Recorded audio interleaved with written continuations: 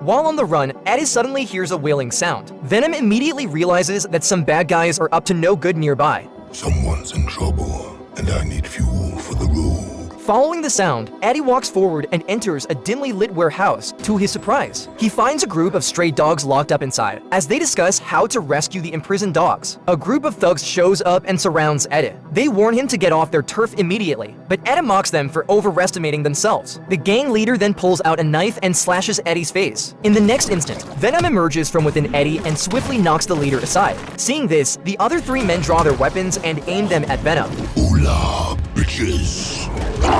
Seizing the opportunity, Venom releases all the caged stray dogs. Under Venom's swift and brutal attacks, the thugs are subdued and left unable to move. We are.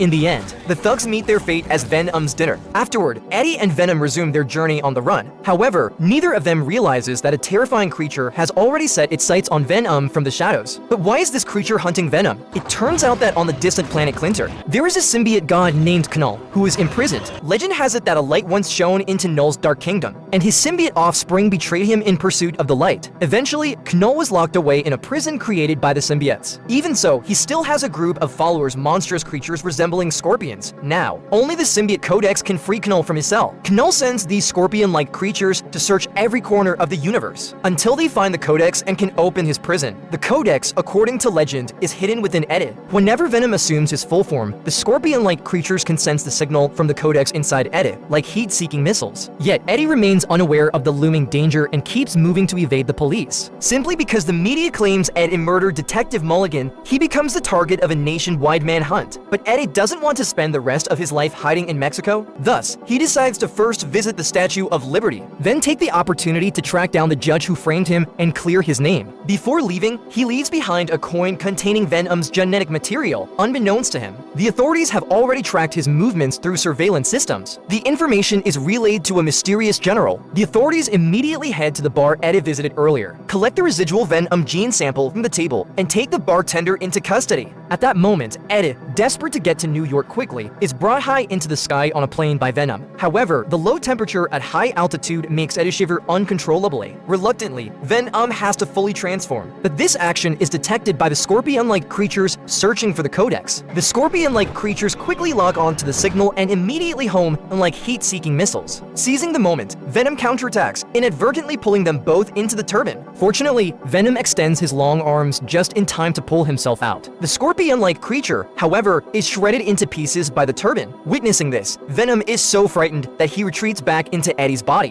which causes Eddie to plummet downward from high altitude. Fortunately, at the last moment, Venom reacts just in time, transforming into a parachute to bring Eddie safely to the ground. But shockingly, the mutant scorpion isn't dead after all. Its shattered body reassembles itself back to its original form. Meanwhile, a shaken Venom reveals the reason for his fear. The scorpion-like creature shredded into pulp earlier is actually a viral entity known as a xenophage. Xenophages are specialized hunters of symbiotes, designed specifically to kill beings like Venom. What's even more terrifying is that once one xenophage locates Venom, others will inevitably follow. The only way to stop them is for either Eddie or Venom to die, as the codex would disappear along with them. As Eddie wonders how to escape without Venom transforming, he notices a wild horse nearby. Eddie cautiously approaches and touches the horse, which is instantly possessed by Venom, transforming into a powerful black war horse. Venom swiftly pulls Eddie onto the horse's back and gallops toward New York. However, Venom's wild and erratic riding terrifies Eddie.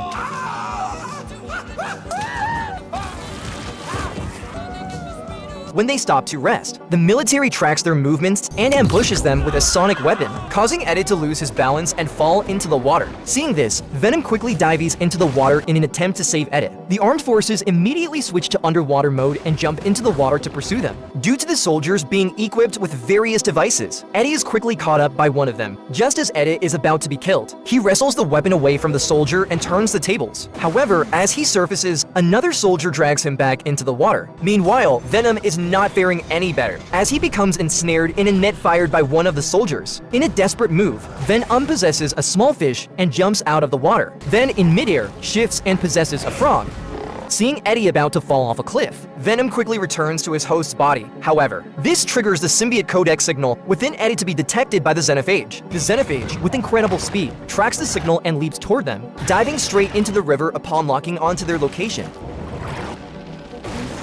Venom, sensing this, transforms just in time, causing the Xenophage to lose its signal. The soldiers, seeing this, immediately open fire on the Xenophage. Venom takes the opportunity to escape with Eddie. The soldiers stand no chance against such a creature. In no time, the Xenophage devours them all. Their commanding officer, watching in horror, is left completely stunned and at a loss. Meanwhile, Eddie, now barefoot, continued his journey toward New York. After walking for some time and growing increasingly hungry, he stumbled upon a family camping outdoors. Martin kindly handed Eddie some food. Through their conversation, Eddie learned that Martin's family was heading to Area 51, hoping to find the legendary aliens, unaware that one was standing right next to them. Subsequently, Eddie hitched a ride with Martin's family to Las Vegas. Before parting ways, Martin gave Eddie some cash and a pair of shoes. With the money in hand, Eddie planned to strike it big at a casino and earn enough to reach New York. However, as soon as he stepped through the door, he was thrown out by security for being improperly dressed.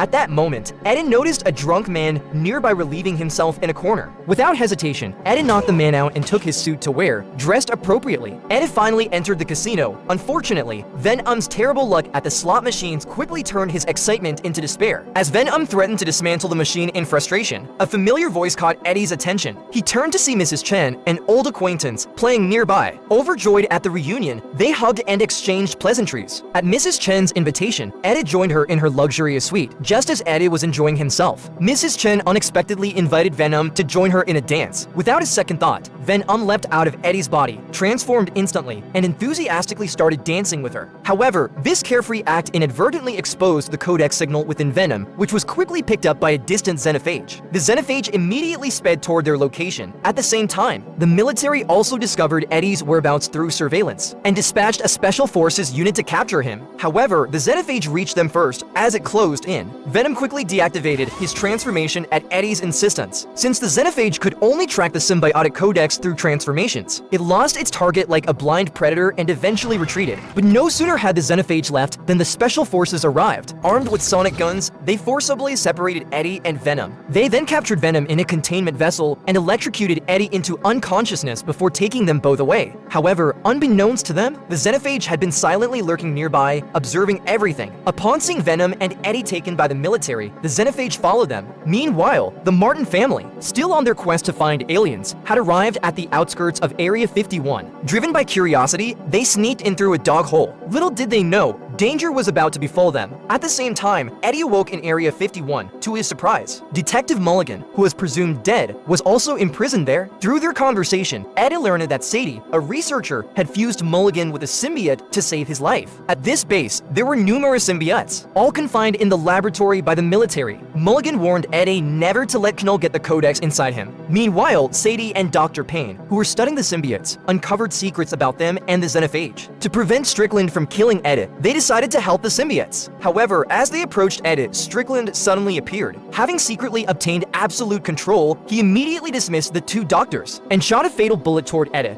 To their surprise, Sadie suddenly transformed into Venom. Catching Eddie midair, Venom then re-entered Eddie's body, saving him. But this full Venom transformation also exposed the codex signal within Eddie to the Xenophage, attracting the Xenophage to their location. The soldiers, seeing this, opened fire. In a critical moment, Mulligan suddenly transformed and charged at the Xenophage, buying time for Venom to escape. Unfortunately, Mulligan was ultimately consumed by the Xenophage. By now, the entire hall was in chaos. Release the symbiotes! Seeing this, Sadie hurriedly released all the symbiotes from the lab. Venom, meanwhile, deactivated his transformation as he fled, causing the Xenophage to lose its target and begin rampaging indiscriminately in the hall. A security guard tried to retaliate but was instantly impaled by the Xenophage. Luckily, a symbiote bonded with the guard, temporarily saving his life. Soon, other symbiotes began bonding with other humans. Together, they launched an attack on the Xenophage. Though the Xenophage was more powerful in terms of brute strength, the symbiotes were more agile and flexible. They used their shape-shifting bodies to try and restrain it. However, one of the symbiotes was immediately devoured by the Xenophage.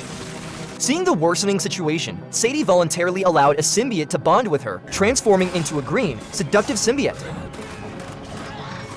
Eddie seized the opportunity and sprinted toward the exit. To pick up speed, Venom fully manifested again. The other symbiotes followed closely, breaking through the lab walls together. As the xenophage was on the verge of breaking free, the soldiers, gripped by fear, fired their weapons while retreating. It wasn't long before the xenophage broke through the symbiote's net and escaped from the lab. To protect the codex inside Eddie, the other symbiotes charged at the xenophage without hesitation.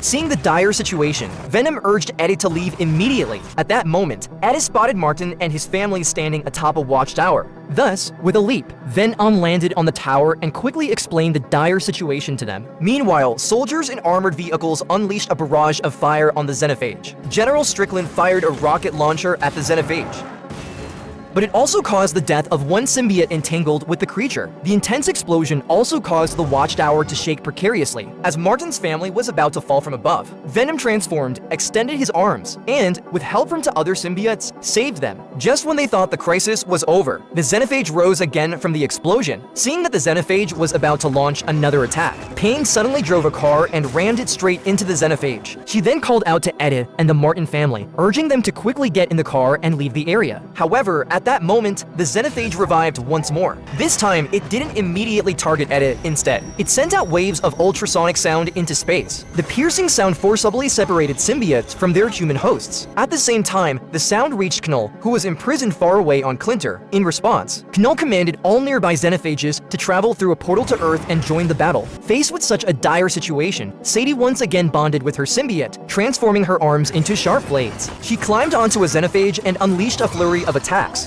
Meanwhile, Strickland deployed air support to provide reinforcements, but the xenophage forces were undeniably powerful, as Payne was on the verge of being devoured by a xenophage. Eddie quickly mounted his motorcycle and sped toward the munitions depot. Midway, he shifted into Venom form, prompting the xenophage to give chase immediately. After successfully luring the creatures into the munitions area, Eddie reverted from his Venom form, causing the pursuing xenophages to momentarily lose their target. Taking advantage of this confusion, General Strickland ordered the helicopters to unleash a barrage of gunfire at the munitions depot and the xenophages. A massive explosion followed. Just as everyone thought the xenophages had been neutralized, one xenophage suddenly lunged at the soldiers inside the helicopter, causing both the crew and the aircraft to crash to the ground. Seeing his men about to be consumed, Strickland grabbed a rifle and opened fire on the xenophage, successfully rescuing his soldier. However, the next moment, Strickland was impaled through the chest by the creature from behind. Eddie, witnessing the situation, quickly rode his motorcycle forward. Using the spinning helicopter blades as a ramp, he launched into the air. Venom grabbed two of the rotor blades, while Sadie followed, grabbing another blade. Together, they coordinated their attacks from both ends, slashing at the xenophage and successfully rescuing Strickland and another soldier. As Eddie prepared to continue the fight on his motorcycle, another xenophage ambushed him, lifting him with razor-sharp claws, ready to devour him. Fortunately, Martin fired a rocket launcher, striking the xenophage and saving Eddie. Venom then dragged the injured Eddie into the helicopter wreckage for cover, but just then, another xenophage let out a roar once more. Sadie had no choice but to transform once again into a blade and charge at the xenophage. However, the xenophage unleashed a sonic attack, throwing her violently to the side. This caused the symbiote inside her to separate and be absorbed by the xenophage. To make matters worse, more xenophages began arriving on Earth through a portal. Faced with such a dire situation, even the usually arrogant Venom was at a loss. Were they really about to lose like this? Just then, Eddie noticed a dissolving device nearby and came up with a plan. He calmly stepped out from the wreckage of the helicopter. The surrounding xenophages quickly swarmed toward him. At that moment, Venom extended countless tendrils from within Eddie, binding the xenophages together. Dragging them, he slowly moved toward the dissolution device. Eddie glanced at General Strickland nearby, signaling him to activate the device when the time came. Just as Venom brought the xenophages into the dissolution apparatus, it suddenly threw Eddie out of its body. The general then seized the opportunity and activated the dissolution device. A torrent of acid poured down from the pipes. Venom, enveloping all the xenophages, began to melt away in the corrosive acid. To protect Eddie from the acid's reach, Venom used his last ounce of strength to move a steel door as a shield for Eddie. It's just bye for now. Then he broke all the acid pipes, releasing even more acid. In the next moment, the general detonated the grenade in his hand. The entire base erupted in a massive explosion. Sadie and Payne, fleeing the blast, were about to be engulfed by the explosion. At that critical moment, Payne pulled out the Venom gene vial she had taken and crushed it. Unexpectedly, she merged perfectly with the Venom gene, gaining lightning-fast superpowers in the process. A new superhero was born,